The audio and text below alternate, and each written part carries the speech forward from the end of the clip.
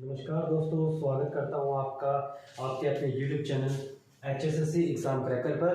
मैं आनंद सिंह। आज मैथ्स के हमारे रेशियो एंड प्रोपोर्शन जो हमारा चैप्टर चल रहा था, रेशियो एंड प्रोपोर्शन यानी अनुपात एवं समानुपात, प्रोपोर्शन, इसका नेक्स्ट पार्ट लेके आया हूं। आज हम टाइप 5 और टाइप 6 दोनों इस वीडियो में डिस्कस करेंगे। Type 5 of ratio proportion and type 6 यानी ये दो टाइप के क्वेश्चंस आज हम डिस्कस करेंगे आज की इस वीडियो में। चलिए शुरुआत करते हैं हमारी वीडियो के साथ। चलिए, एग्जाम्स में आपको किस तरह के क्वेश्चंस देखने को मिलते हैं रेशियो एंड प्रोपोर्शन पे टाइप 5 हम डिस्कस करेंगे। पहले 4 टाइप हम करवा चुके हैं। तो टाइप 5 में सबसे पहले अगर आपको देखा होगा, आपने क्वेश्चंस आपको मिले होंगे A रेशियो B और इक्वल है C रेशियो D के, और आपसे बाई चांस क्वेश्चन पूछ लिया जाता है कि बताइए 5A plus 7C minus 9E ratio 5B plus 7D minus 9F D, और साथ में एक और ऑप्शन है इक्वल टू E रेशियो है। इसको थोड़ा सा डिफिकल्ट करते हैं, 9 रेशियो F। ये अगर आपसे क्वेश्चन पूछ लिया जाता है और पूछा जाता है कि बताइए कि 5A plus 7C minus 9E ratio में 5B plus 7D minus 9F क्या होगा। तो अगर इस क्वेश्चन को हम सॉल्व करना चाहें तो हमें सिर्फ उतना ही समय लगेगा जितना इस क्वेश्चन को हमें पढ़ने में लगता है। जैसे कि इसमें बोला कि A रेशियो B इक्वल है C रेशियो D के, और वो इक्वल है E रेशियो F के, और दोनों का इक्वल है 7 रेशियो 9। यानी कहने का मतलब हमारा जो आंसर होगा इस टाइप के क्वेश्चंस में, और इस टाइप के क्वेश्चंस को SSC में भी पूछा जाता है, HSSC में भी पूछा जाता है, और अदर एग्जाम्स में जैसे बैंकिंग वगैरह के क्वेश्चंस में भी कई बार पूछ लिया जाता है इन क्वेश्चंस को। ठीक है, बैंकिंग जैसे एग्जाम्स में भी पूछा जाता है। तो इसका आंसर क्या होगा? इसका आंसर सिंपल सा यही होगा, आंसर आएगा 7 रेशियो 9। जो रेशियो हमें गिवन होगा वही हमारा आंसर होगा। लेकिन हमें इसके लिए पहले जांचना क्या है कि क्या पता कि इसका आंसर ऐसे आएगा या नहीं आएगा। कैसे पता लगेगा? हमें सिर्फ यह देखना है कि जो A, C और E, ठीक है, A, C और E क्या वो एक तरफ है? बिल्कुल है। A, C और E बिल्कुल एक साइड है। दूसरी तरफ B, D और F, B, D और F क्या ये एक तरफ है? B, D और F बिल्कुल ये एक तरफ है।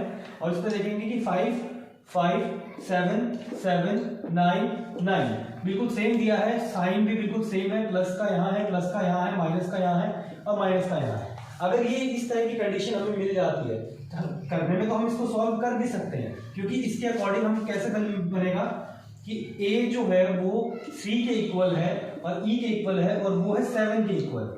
ठीक है, इनकी जगह यही वैल्यूज हम उठा के अगर रखेंगे और फिर इसको सॉल्व करेंगे तो as it is same values बनेगी, और वही बात है, कॉमन लेने के बाद फाइनली आंसर जो आएगा हमारा वो 7 रेशियो 9 ही आएगा। इसके अलावा कोई और आंसर नहीं आएगा। ठीक है, चलिए प्रैक्टिस के लिए एक और क्वेश्चन ले लेते हैं, इससे थोड़ा सा डिफिकल्ट करने की कोशिश करते हैं इसको। A रेशियो B मान लीजिए इक्वल है B रेशियो C के, और फिर B रेशियो C के, सॉरी C रेशियो D के, और फिर मान लेते हैं E रेशियो F और G रेशियो H, ये सब इक्वल है। और हमें कुछ भी दे रखा है, वैल्यू कुछ भी दे रखी है। इसमें 3, 4 ले रखा है, इसमें चलो 2, 3 ले लेते हैं। ठीक है, 2 रेशियो 3, ऐसे कुछ भी हो, ऐसी कोई भी वैल्यू अगर आपको इस तरह का क्वेश्चन मिलता है, और उसके बाद हमें नीचे देखने को मिलता है कि 3A plus 4C minus 5E plus 7G ratio 3B plus 4D 3B 4D minus 5F plus 7H। अब ये क्वेश्चन दे दिया और इसका रेशियो बताना है। ठीक है, तो करना हमें कुछ भी नहीं है, वही सर स्ट्रेटजी जो हम पहले फॉलो कर रहे हैं। हम देख रहे हैं A, C, E, G क्या एक तरफ है? A, C, E, G बिल्कुल एक तरफ है। B, D, F, H क्या एक तरफ है? B, D, H, F, H बिल्कुल एक तरफ है। 3 3 4 4 5 5 7 7 बिल्कुल सेम है, तो हमारा आंसर भी सेम होगा 2:3। That's it. इस तरह के क्वेश्चन को आप इजीली सॉल्व कर पाओगे। ठीक है, तो आपको एक प्रीवियस ईयर क्वेश्चन से जो HSSC में आया हुआ है, ठीक है, HSSC में आया हुआ है प्रीवियस ईयर क्वेश्चन है, एक वो क्वेश्चन और करवा देता हूं, फिर हम नेक्स्ट टाइप पे चलेंगे।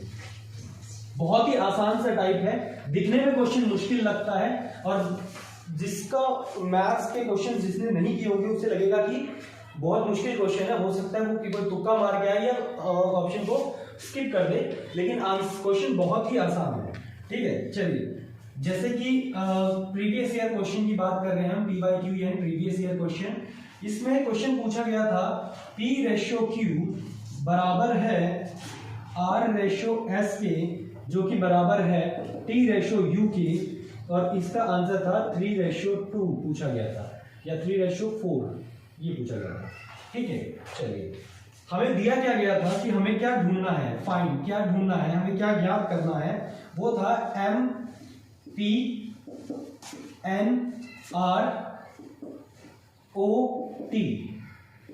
इसका रेशियो हमें निकालना था MQ के साथ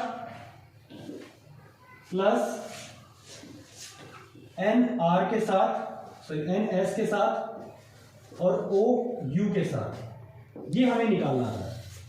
ठीक है, देखिए हमने देखा वही, चाहे इसमें वेरिएबल ले लो या कांस्टेंट्स ले लो, जो मर्जी आपका मन करे, नंबर्स हो या वेरिएबल्स हो, M ही तो है, N ही तो सेम रहेगा, O बिल्कुल सेम ही तो रहेगा।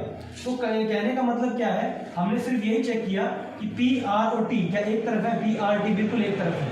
दूसरी तरफ हम बात करें तो QSU क्या एक तरफ है, बिल्कुल QSU एक तरफ है। तो हमें सिंपल सा आंसर वही निकालना है जो हमारे पास गिवन है 3:4, ये इसका आंसर हो जाएगा। हालांकि जो इसमें ऑप्शंस भी दे रखे थे, लेकिन ऑप्शंस की जरूरत ही नहीं पड़ेगी ऐसे तरह इस टाइप के क्वेश्चंस में। चलिए नेक्स्ट आगे बढ़ते हैं टाइप 6 के क्वेश्चंस पर। टाइप 6, क्योंकि मैंने आज वीडियो में आपको बोला था स्टार्टिंग में ही कि टाइप 5 और टाइप 6 दोनों ही करवाने हैं, और प्लीज चैनल को सब्सक्राइब कर दीजिए, क्योंकि आप लोग सब्सक्राइब नहीं करते, वीडियो जरूर देख लेते, सब्सक्राइब नहीं करते हैं। ठीक है, और चैनल को सब्सक्राइब करेंगे, बेल नोटिफिकेशन को ऑन करेंगे, तो हमारी वीडियो आपके पास सबसे पहले पहुंच जाएगी। ठीक है, चलिए टाइप 6 इसमें सिंपल सा है, ये कैलकुलेटिव पार्ट है। कैलकुलेटिव का मतलब यहाँ पे आपको कैलकुलेशंस करके देखनी पड़ेगी। ठीक है, इसको भी करने का एक आसान तरीका आपको बताऊंगा। जैसे मान लीजिए हमारा क्वेश्चन दिया जाता है कि X/Y 3:2 है, और हमें ढूंढने के लिए दिया जाता है और कहा जाता है कि ज्ञात कीजिए, क्या ज्ञात करना है, ज्ञात कीजिए कि 2x² plus 3y² 2x² plus 3y² बराबर या रेशियो 3x² माइनस 2y² होगा। तो इसको आगे करेंगे कैसे, बिल्कुल यही दिया हुआ है और इसी को हमें ज्ञात करना है। ठीक है, इसका रेशियो निकालना है। ऑप्शंस हमें दे रखे हैं 19 20 19 30 30 19 और 20 19। ठीक है, बी ऑप्शन और ये ऑप्शन, ये इस तरीके का क्वेश्चन दिया जाता है। देखिए इस तरह के क्वेश्चन में ना कैलकुलेटिव पार्ट होता है, हमें कैलकुलेशन करके देखनी पड़ती है। क्यों करनी पड़ती है, क्योंकि हमें पता है कि अगर x/y को हम x/y लिख सकते हैं, और ये रेशियो होगा 3:2 की। ठीक है, ये 3:2 के इक्वल होगा, यानी x की जो वैल्यू है वो 3 यूनिट्स आएगी, 3 नहीं आएगी, 3 यूनिट आएगी, और y की वैल्यू 2 यूनिट आएगी। तो हमें सिंपली x की जगह 3 पुट करना है और y की जगह 2 पुट करना है। ठीक है, इसको क्वेश्चन को सॉल्व करेंगे जैसे, तो इसको अगर हम सॉल्व करते हैं तो 2 इंटू 3 का स्क्वायर प्लस 3 इंटू 2 का स्क्वायर रेशियो 3 इंटू 3 का स्क्वायर माइनस 4 इंटू 2 इंटू 2 का स्क्वायर। चलिए वैल्यूज देख लेते हैं। एक्स स्क्वायर की जगह हमने 3 रखा है क्योंकि एक्स की वैल्यू 3 यूनिट है, y की जगह हमने 2 रखा है क्योंकि y की वैल्यू 2 यूनिट है। और फिर जस्ट एक सिंपल कैलकुलेशन करनी है, ठीक है। कैलकुलेशन करने से हमें क्या मिलेगा, अब कई बार हमें आधी कैलकुलेशन पे भी आंसर मिल जाता है, वो भी आपको तरीका इसी क्वेश्चन में मैं बताऊंगा।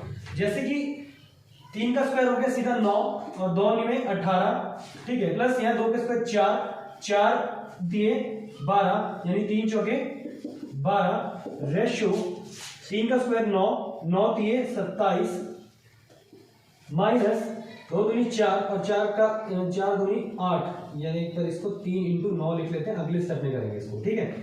2 गुना में 4, ठीक है। नेक्स्ट इज इसको मल्टीप्लाई करेंगे, 2 में 18 प्लस 12 रेशियो 27 माइनस 8। आंसर हमारे पास निकल आएगा क्योंकि 12 इसको जोड़ेंगे 30 रेशियो 27 में 4 19, ये हमारे पास आंसर आ गया। लेकिन क्या हमें इतने लंबे प्रोसीजर की जरूरत थी, इसको सॉल्व करने की जरूरत थी? बिल्कुल नहीं, इसको सॉल्व करने की जरूरत नहीं थी, क्योंकि हम चाहते तो इस क्वेश्चन को एक तरीका होता है कि देखो एग्जाम से हमारे पास टाइम कम होता है, जो टाइम बचाना होता है, ठीक है। तो हम क्या करते हैं, कई बार कोशिश करते हैं कि इतना लंबा प्रोसीजर हो ही ना, और कई बार एग्जाम्स के लास्ट मिनट्स में जब ऐसे क्वेश्चन फंसते हैं तो हम मतलब कोशिश करते हैं कि हमें जल्दी से जल्दी आंसर मिल जाए, क्योंकि हमारे पास देखो ऑप्शंस अवेलेबल है। तो हमने क्या किया, इस एक की जगह फटाफट रख के देखा, 2 का 3 का स्क्वायर 6 और सॉरी 3 का स्क्वायर 9 9 दूनी 18 में जोड़ेंगे हम, 18 में क्या जोड़ेंगे, 2 का स्क्वायर 4 के 12 यानी 30, इस तरफ आना चाहिए 30 या 30 को अगर वैल्यू कट भी रही होगी बाद में तो 30 का आधा या कोई ऐसा मल्टीपल फैक्टर या ऐसा कोई वर्ड आएगा जिसके अंदर या ऐसा नंबर आएगा जिसके अंदर 30 हो, यानी 30 का मल्टीपल होगा वो, ठीक है। तो देखिए सीधी सी बात है, 30 इस ऑप्शन में तो पहले नंबर पे 30 सिर्फ एक ही जगह था, तो यहां से आपको आंसर सी डायरेक्ट मिल जाता, ठीक है। लेकिन सपोज करो यहां पे भी कुछ और होता, 30 18 ऐसा कुछ दे रखा होता, तो भी आपके पास एटलीस्ट 2 ऑप्शन तो आप सीधे कट कर देते, और लास्ट मिनट में अगर आपको एग्जाम में तुक्का भी मारना पड़ता तो आप बी या सी में से ही मारते, ठीक है, अगर उधर का आपने सॉल्व नहीं भी किया है। और अगर आपके पास टाइम बच जाता है तो आप इधर को भी सॉल्व कर दीजिए फटाफट, ठीक है जी। चलिए इस तरह का एक और क्वेश्चन देखते हैं, इसके बाद आपको एक नेक्स्ट जो टाइप होगा वो अगली वीडियो में हम कराएंगे। और प्लीज चैनल को सब्सक्राइब जरूर किया कीजिए, वीडियो को जितना हो सके शेयर कीजिए, ठीक है, और आपको वीडियो अच्छी लगे तो लाइक जरूर किया कीजिए, इससे हमारा मनोबल बढ़ता है। चलिए अब नेक्स्ट करते हैं A/B, मान लीजिए B/C दिया हुआ है, और ये प्रीवियस ईयर क्वेश्चन है, ये प्रीवियस ईयर क्वेश्चन है। A/B B/C के बराबर दिया हुआ है, और हमें बोला है देन फाइंड, ये ज्ञात कीजिए, क्या ज्ञात करना है, A की पावर 4 रेशियो B की पावर 4 क्या होगा, ठीक है। ऑप्शंस में हमें क्या दिया गया था, AC ratio B square, A square is equal to C square,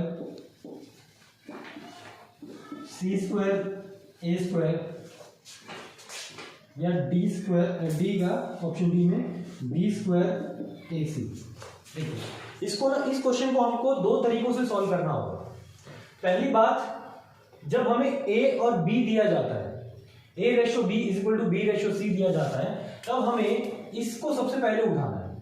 और इससे क्या बनता है, क्योंकि A/B को हम क्या लिख सकते हैं, A/B, ठीक है, A/B लिख सकते हैं, और यहां से हमें क्या मिल रहा है, B/C से B/C मिल रहा है।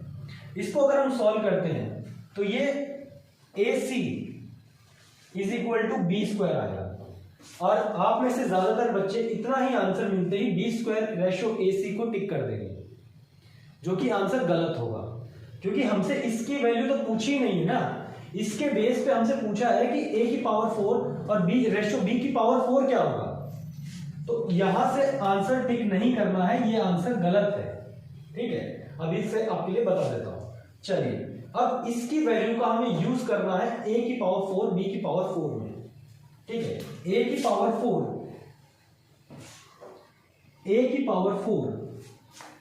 और B की पावर 4 इसके अंदर हमें यूज करना है। क्या इसको मैं ऐसे लिख सकता हूँ a की पावर स्क्वायर का स्क्वायर, क्योंकि जब पावर मल्टीप्लाई में होती है तो ऐड होती बनी सेम बनती है, तो इसके ऊपर 4 भी बनेगा, ठीक है। b का स्क्वायर की पावर स्क्वायर का स्क्वायर। अब यहां से इस वैल्यू को यूज करके क्या कर रहा हूं मैं, इस वैल्यू का यूज करके मैंने क्या किया, यहां पे बी स्क्वायर की जगह ए सी, बी स्क्वायर की जगह ए सी, ये जो बी स्क्वायर है इसकी जगह ए सी पुट किया और ये बन गया ए सी स्क्वायर, और यहां से पे आया ये ए स्क्वायर मल्टीप्लाई में ए स्क्वायर, जो कि नेक्स्ट टर्म में हमारा क्या बन जाएगा, ए स्क्वायर सी स्क्वायर, और यहाँ पे हमारा है ए स्क्वायर इंटू ए स्क्वायर, ये दोनों ही है, और एक ए स्क्वायर से एक ए स्क्वायर हमने काट दिया, और हमारा फाइनल आंसर क्या बन रहा है, हमारा फाइनल आंसर आ रहा है यहाँ से A square is equal to C square, जो कि बी ऑप्शन में है, तो हमारा बी ऑप्शन करेक्ट हो जाएगा।